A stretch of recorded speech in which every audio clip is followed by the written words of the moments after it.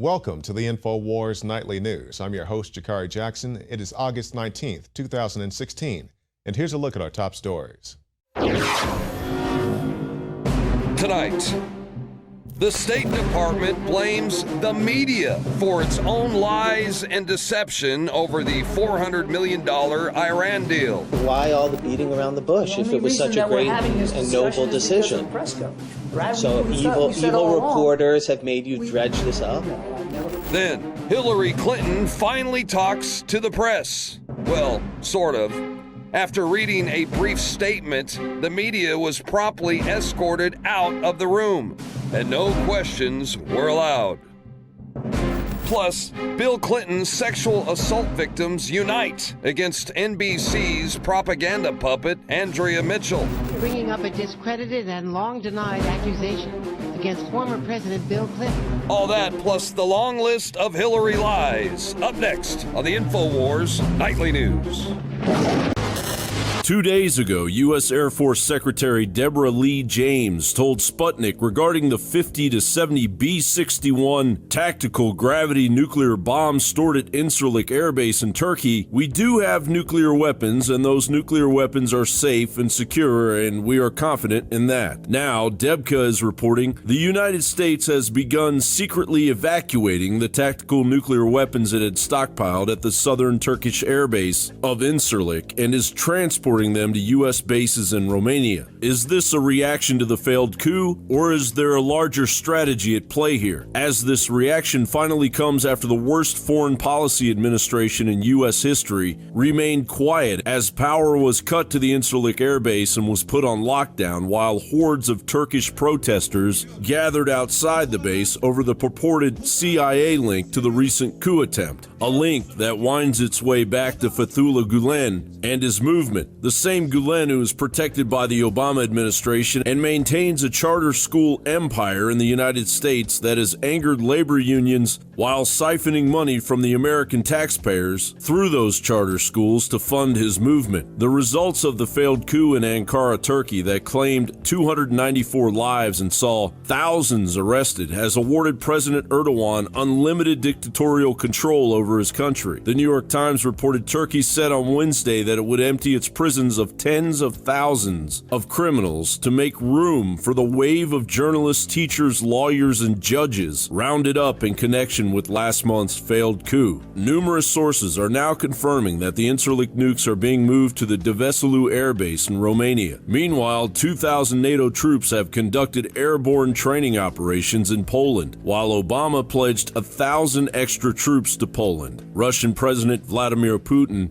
is urging Erdogan to pick a side as the proxy situation in Ukraine, funded by the United States. We've invested over $5 billion to assist Ukraine in these and other goals that will ensure a secure and prosperous and democratic Ukraine. Is it possible that the majority of the civilian casualties that you're talking about were actually civilian casualties that were the victims of the Ukrainian army and the oligarch that financed 1/3 of their army at one point? Is that possible? If I could say two things. First, I think it's highly unlikely on the basis of the reports that we've received from the United Nations and from the OSCE. Second, I want to underscore again why this conflict started. It started because Russia moved troops and weapons and so forth into Eastern Ukraine. Just so you know, Madam Secretary, the Russians would suggest it started when there was a violent overthrow of an elected government. Right. I don't make it a point of listening to President Putin's claims as a general rule. I don't find them credible. Well, I think that if you are our representative, you should pay attention to everybody's claims, and you should refute them if they can be refuted rather than dismissing them. And quarterbacked by George Soros, an escalation now forcing Putin's hand as 40,000 Russian troops are now sitting on the Ukraine's eastern border. Our media and government should be working to de-escalate this nuclear powder keg with rational reporting and diplomacy. However, Obama golfs, Hillary thumbs her nose at Putin, and George Soros sways public opinion to lead the world to the razor's edge of World War III, just in time to hijack the U.S. presidential election. John Bound for INFOWARS.com.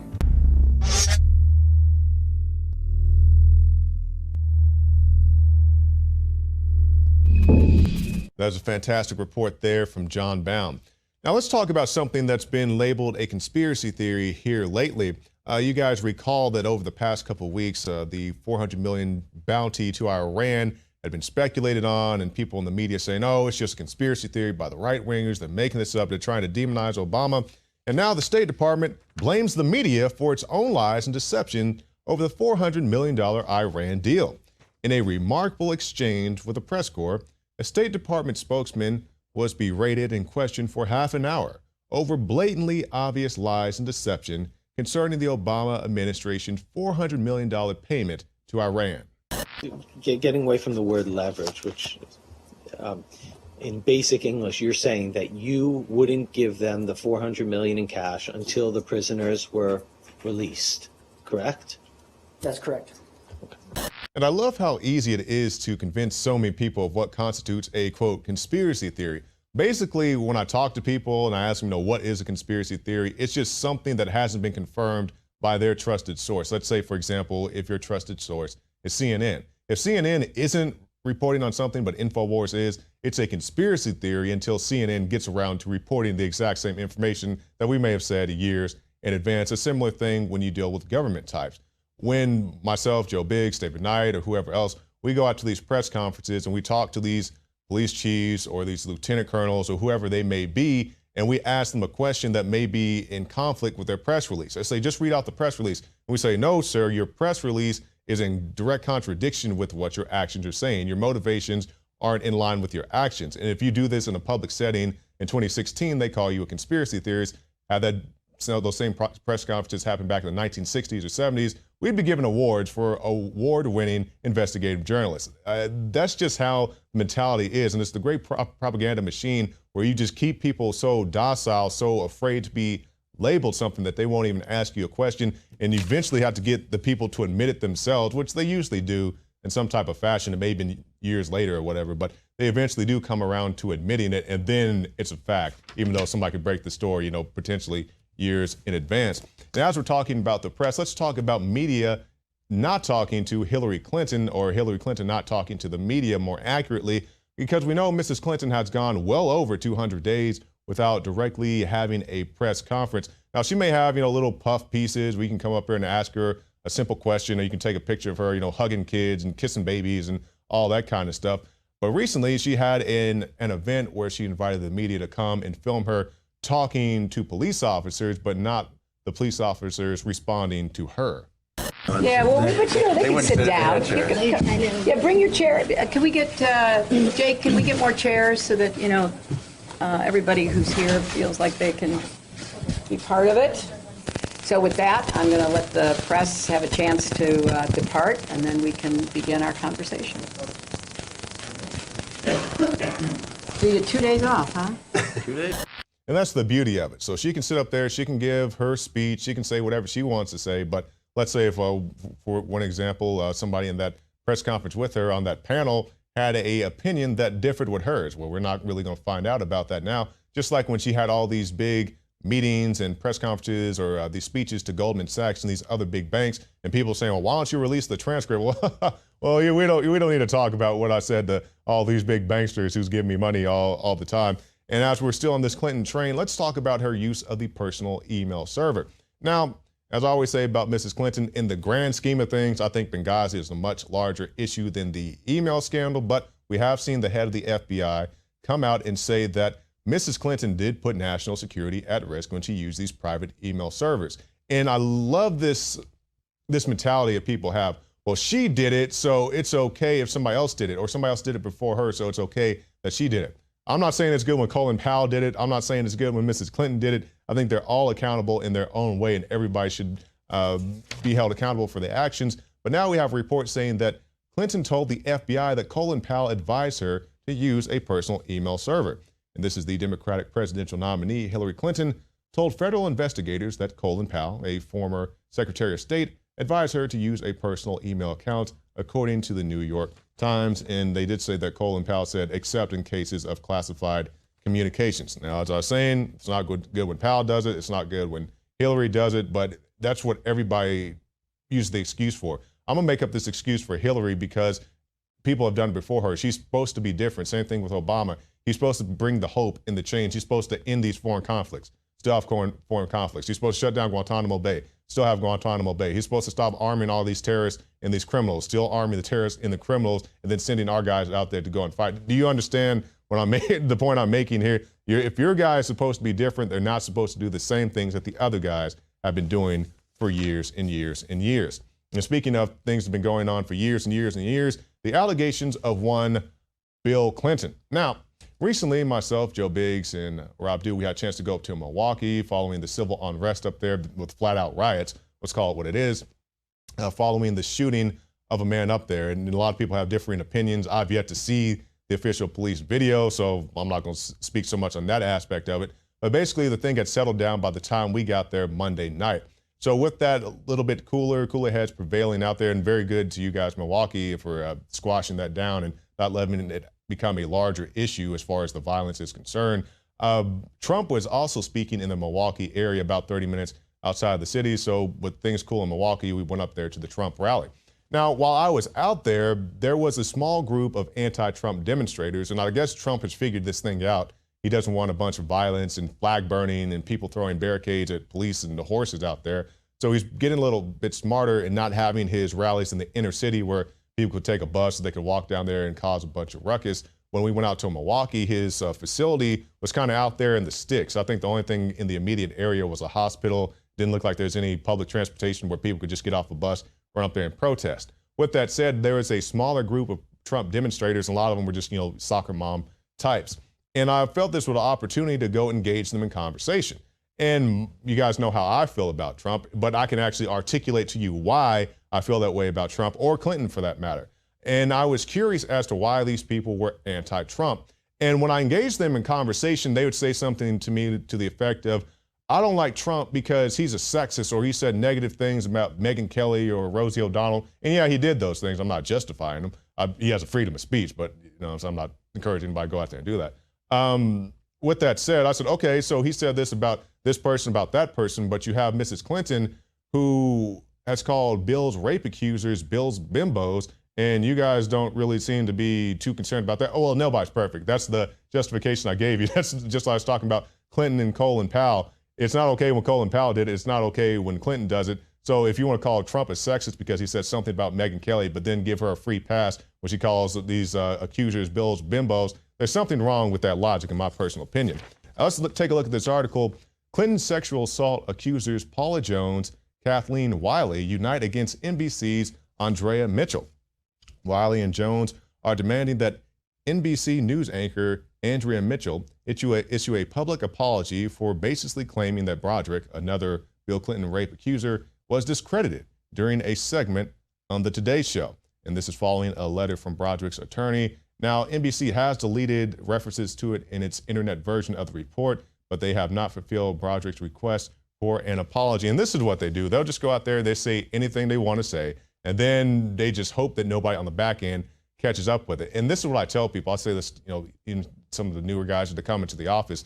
A lot of times people remember the first thing that they hear from the source that they believe, whether that's true or not. And people can make honest mistakes. I definitely don't bash people for that. But when you come out and say that something as heinous as a rape allegation, you're discredited and you need some actual proof to come out and say something like that. And this is what I'm saying, like when they build this wall of protection around Hillary, you can say Trump's misogynistic, Trump's a sexist, he's a this and that, he doesn't pay his people, his wife is naked on the cover of magazines, and all that's well and good. But if you bring up how old Billy Boy has been accused of, for decades of raping women, you're just anti-Hillary. You're just not ready to see a woman in the White House.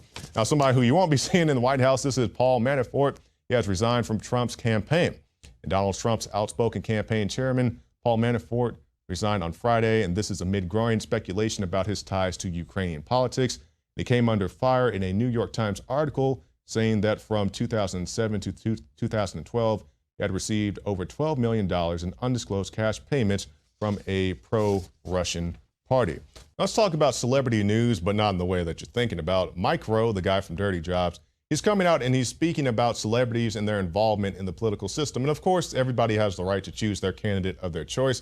But somebody asked him, Mr. Rowe, will you encourage your your followers, your viewers to go out and vote. He says, no, I'm not going to tell people to vote just because they have the right to vote, just like I wouldn't tell somebody to go out and buy a gun just because they have the right to buy a gun. And he made a very interesting point. He was talking about all the celebrities who tell their fans to go out and vote, but they're really telling their fans to go out and vote for their candidate. He's saying all these big celebrities like Leonardo DiCaprio and Ellen and the rest of these guys, they want you to go out and vote for somebody like Mrs. Clinton. They don't want you to go out and vote for Trump. Just like when you see these ads from these Democrats, I remember the one, it was like the Turn Down for What, that had Little John and Lena Dunham and a lot of those celebrities in it. And it's like, yeah, just go out and vote. And then the whole thing was about gun control and legalizing marijuana and a bunch of other things. And I'm not saying all those things are bad, but the point is, like, go out and vote, but we're going to tell you how to vote. It's not like vote for yourself or vote who you want. Vote, but vote how we would tell you to vote. And that's how celebrities manipulate the public. And just one big thing about propaganda. And finally, we'll go with this NSA article before we come back with more special reports. NSA leak is real, Snowden documents confirmed. And this is on Monday, a hacking group calling itself the Shadow Brokers announced an auction for what it called cyber weapons made by the NSA. And they said Snowden has been able to come out and authenticate this information, saying yet this was an actual tool used by the NSA. And there's been a lot of talk about who's going to be in Trump's cabinet. I personally would like to see Trump add as the head of the NSA John McAfee, so John McAfee can shut down the NSA. And he said, hey, I'll just give you a free copy of McAfee antivirus software and you can figure out the rest for yourself. That's it for this segment. Stay tuned after this break for more special reports. Well, this just in, the Clinton Foundation has announced this week they're going to stop taking donations from foreign governments and from corporations in the event that Hillary Clinton gets elected. Also, the Clinton Global Initiative is going to shut down entirely in November, regardless of the election's outcome. In any event, they say they're going to wind down one last gathering in September, the former president told his staff. Now, an article coming out rather under the wire, and I want to point out that this is prompted by Trump's tweets regarding the Clinton Foundation, how corrupt that she is, crooked Hillary, and her donation policy if it's elected. Now, Clinton's Family Foundation, they said that they're no longer going to accept foreign and corporate donations. And that's a big deal because the bulk of their money comes from places like Saudi Arabia, Oman, Kuwait, places with an atrocious human rights record when it comes to women and gays.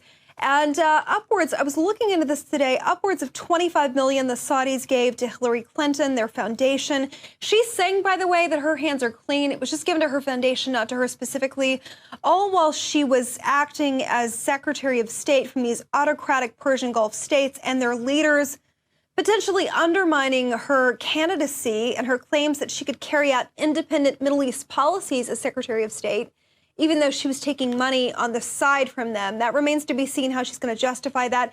Anybody else doing this, by the way, would be in jail right now. But because it's Hillary Clinton, we have to give her a free pass. Now, these Persian Gulf sheikhs, one article suggests that they gave Bill and Hillary upwards of $100 million. There's a video attached.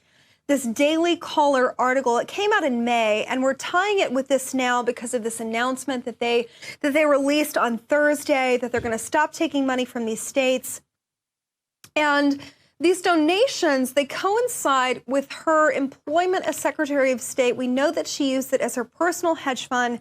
These regimes, no question, were buying access. That's what's on the table. You've got the Kuwaitis, Oman, Qatar, the UAE, massive conflicts of interest nobody seems to be pointing out. Now, Clinton greeted the announcement of the end of her Global Initiative Fund as no admission of wrongdoing. She's saying that her hands are clean in the event. Remember, they released their tax returns not too long ago. And to justify that amount of money coming from foreign states, well, my hat's off to her. Let me put it that way, that the woman is not in jail right now. Now, the foundation has been the source of headaches for the couple for years, but the fact that Bill Clinton is saying that they're going to go ahead and wind this down now because of all the speculation that's been pointed to the foundation and its donors, it's truly an act of suspicion. And here at INFOWARS, we like pointing out suspicious activity, if you haven't noticed. And the fact that this foundation, we've covered her ad nauseum here, the fact that it says it's winding down, that is a blaring red flag. Now, going to the AP article for just a moment that highlighted this rather innocuously. Now, Hillary Clinton maintains that she stepped down from the initiative's board after launching her 2016 campaign.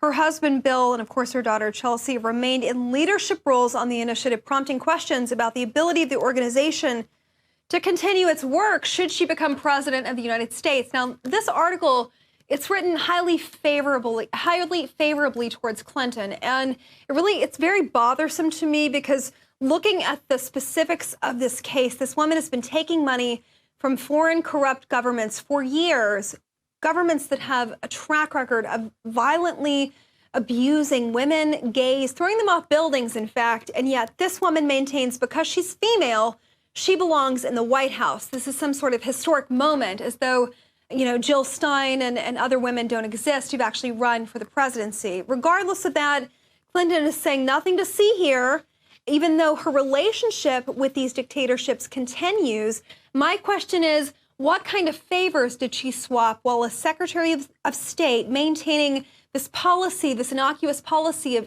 having, a fair and balanced take on engagements with countries like the UAE, with the Saudis, with Kuwait, with Qatar, with Bahrain, all of which have donated to her? What kind of relationship could she have maintained while taking their money? I'm Margaret Howell reporting for INFOWARS.com.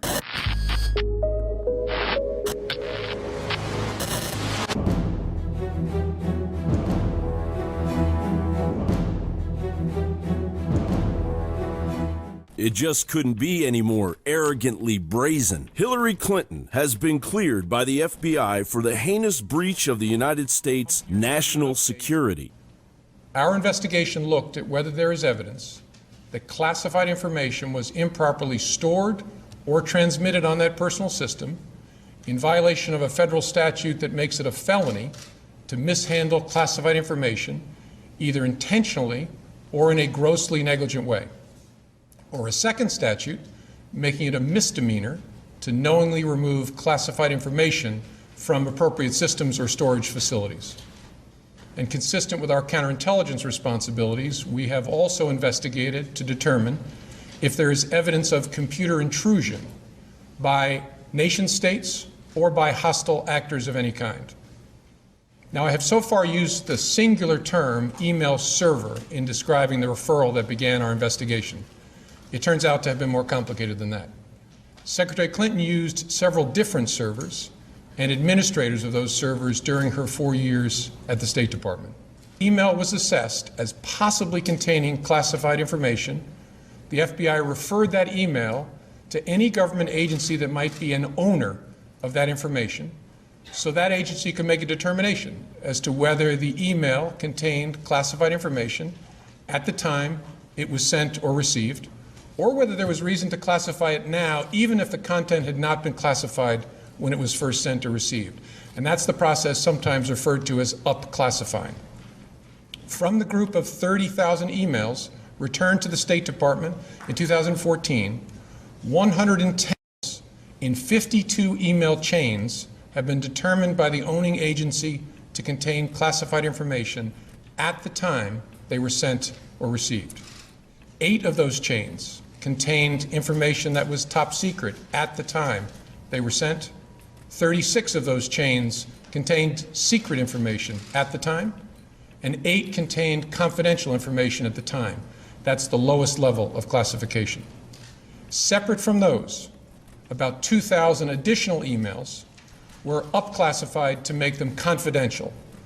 Those emails had not been classified at the time that they were sent or received. Although we did not find clear evidence that Secretary Clinton or her colleagues intended to violate laws governing the handling of classified information, there is evidence that they were extremely careless in their handling of very sensitive information. Hillary Clinton used her Secretary of State position to set up a Dropbox for her $1 million clandestine espionage Clinton Foundation operation. That alone should have taken down Hillary. However, she and her husband have been dodging persecution long before her rise under Obama's reign.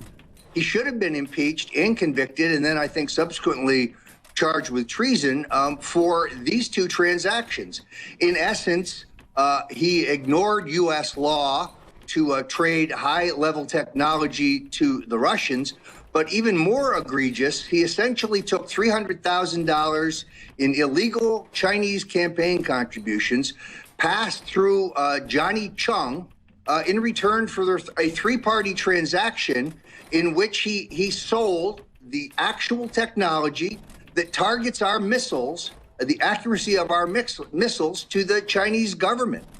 By any other name, this is treason. The elite are writing their own Declaration of Independence in the legacy of their puppets of globalism, and the shot has been heard around the world. Paul Joseph Watson writes, many Americans reacted furiously to the FBI's announcement that Hillary Clinton should not face criminal charges over her email scandal, with some asserting that since the former Secretary of State appears to be above the law, they would also now refuse to follow the law. One respondent asked, why should we follow the law when our leaders don't? This Clinton BS has sealed the deal for me. We are ruled by a corrupt cabal that is above the law. Attorney General Loretta Lynch has already said she would abide by the FBI's recommendation. Of course she will. She orchestrated it illegally right out in the open. Make no mistake about it. If Hillary is elected president, she will bring with her decades of protected criminal activity, a state of mind that she will unleash on the founding principles of the United States of America. This is how America dies. John Bound for INFOWARS.com. This is Ben Garrison. He is a political activist, cartoonist. He's a commercial artist, fine artist, and a libertarian cartoonist.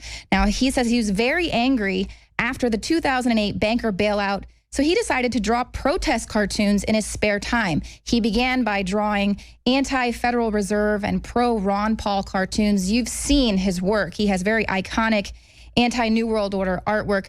But now it seems like, Mr. Garrison, you're dead set on taking out Hillary Clinton. Welcome to the show. Thanks for having me. Yeah, normally I'd be drawing a lot more anti-Federal Reserve cartoons, anti-big government, anti-forced vaccination and things such as that. But right now it's imperative that we keep this creature from returning to the White House, because if she gets it back in there now, I mean, who knows what kind of junk she'll pull on the American people. I mean, she could end up doing some stuff that would make Hitler and Stalin blush. Right. And, you know, there's kind of a tenet in journalism when you're chasing a story, if everybody zigs, you zag. And so it appears like that's exactly what you're doing with your artwork, because a lot of people would probably go after what they perceive as the low-hanging fruit, which would be Donald Trump. And we're seeing a lot of this artwork making fun of him. Oh, he's naked. Statues are being put up in New York and things like that. But you're going after the topics that the media doesn't want to talk about. Hillary's health, how the election was rigged. Let's first just get into one of your latest cartoons, Weekend at Hillary, where you're basically showing how she is having to be propped up and dragged into this election.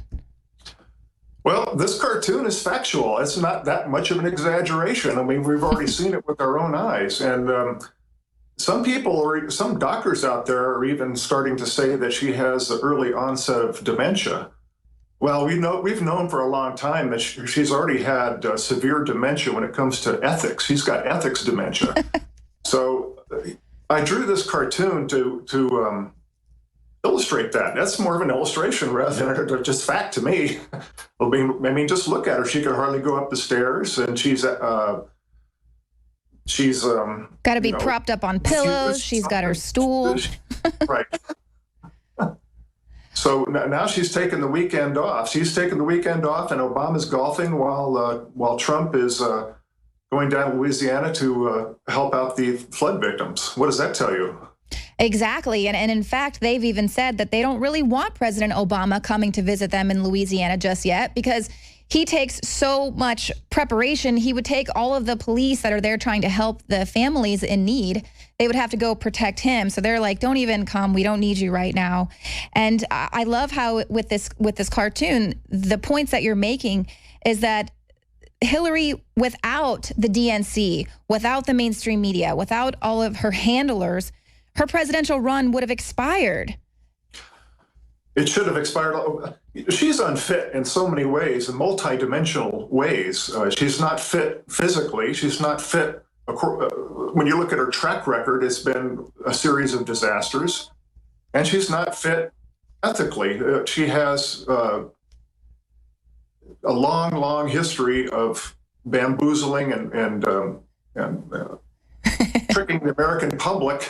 Yeah, you're never going to run out. What she is, she's a criminal, and she everything she does is she leaves a trail of scandal and ethics violations, and it's just you're never going to run out of material when it comes to Hillary Clinton. Now, Ben, I wanted to kind of get your take as a libertarian cartoonist who now says you're actively working to make sure Hillary does not get her monstrous hands on the White House. What do you think about the never Trumpers who would rather have someone like Hillary Clinton, who is completely opposite of their supposed conservative ideals? They'd rather have her give her 4 more years to wreck this country than get Trump in. This is something that I've been trying to discuss with my few remaining liberal friends. I've had 3 separate liberal friends write me and say, I don't like Hillary, and you're right. We know she's a liar. She's a good liar. But I have to vote for her because Trump is a loose cannon. They all said the exact same thing. Trump is a loose cannon. And so my retort was, well, don't we need a loose cannon when the corruption is becoming so obvious? It's like on display and in your face. It's time for a loose cannon to get up there and try to blow out all the garbage that's been deposited in the White House and on Capitol Hill for so many years. And so that's what I tell them, but they still insist that she's got experience. I said, well, she's an experienced criminal. And look at the disastrous record she had as Secretary of State. Look at even as a senator, she managed to get into trouble and was censored by the Senate. So to me, the obvious choice is Trump. Now, is Trump a perfect candidate? Of course he's not. Ron Paul was a perfect candidate. But Trump, actually, I believe he sincerely cares about America, and he really does want to make it great again. Whereas Hillary will get in there and continue the cronyism and pocket filling of her corrupt buddies. That's what she's going to do. I mean, do you think the leopard's going to change her spots when she gets into the White House? No, she's going to be even more emboldened. And that's why we got to keep her out of there.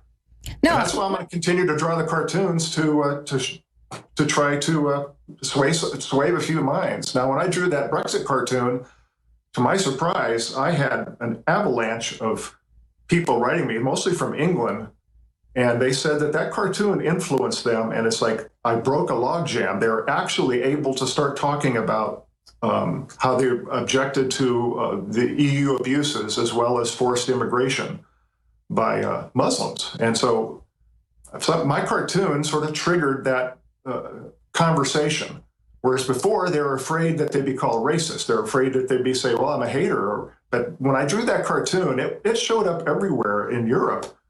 And I'm still selling a lot of prints today. It's like, that's what a cartoon should do. That's what a successful cartoon should do. It should sway minds and at least, the very least, generate debate. And so I consider that cartoon is my most successful cartoon of the year. Absolutely. And so, I mean, just like I was saying earlier, these are the things that people need to be sharing on Facebook, on Twitter, are these political cartoons and these memes. They're so powerful. It's so easy to just hit send or, a retweet or something like that to really get this message out there, to let people know that it's okay to ask, what the heck is wrong with Hillary? Why does she seem so unhealthy? Why does she have to take days off from her speeches? Why does she need stools to prop her up because she can't even stand? She's trying to get the debates to be sit-down debates just so people won't see how weak she is on her feet. Does this frighten you at all that we have such a powerful media protecting her and you're kind of working at this with cartoons? Well, I try to watch all sides of the media. I mean, I even watched a lot of CNN during the primaries, and it's just disgusting how the media is supposed to be a watchdog, but now they're attack dogs for Hillary. And I'll give you an example. With one 15-minute segment on CNN, I heard them call Hillary historic at least a dozen times. And at the same time, they kept calling Trump divisive. So it's really a form of brainwashing. They're hoping people are so stupid that they could play this Jedi mind trick on them, you know, and suddenly they're going to vote for Hillary despite all the obvious crimes and corruption that trail behind her. And so this is what's so important about alternative media. And increasingly, a lot of young people, they're not tuning into these major mainstream media channels. They're going to get their news from alternative media where they can actually find some truth and some actual investigative journalism, which isn't happening on the mainstream media. They're just carrying the ball for the New World Order installments. The selections. It's not really an election, it's a selection as far as the Democrats go. Look how rigged it was. I mean, look how they stole it from Bernie Sanders. I heard that he may have probably even won in California, but they rigged the election, the primary rules, so that the superdelegates have the final say, and thus they strip away the voice of the people. Now, in this cartoon that you're showing here, my older brother actually supported Bernie and actually sent him some money, and my older brother's featured on the upper right, and so I included him in there. And this has to be the biggest political backstabbing in history, the way he suddenly went with her. And that's it for our show tonight. We do encourage you to go to prisonplanet.tv and get yourself a free trial. You can see the nightly news, the special reports, the rants, all right there on prisonplanet.tv. I'm Jakari Jackson from the InfoWars Command Center, and we'll see you again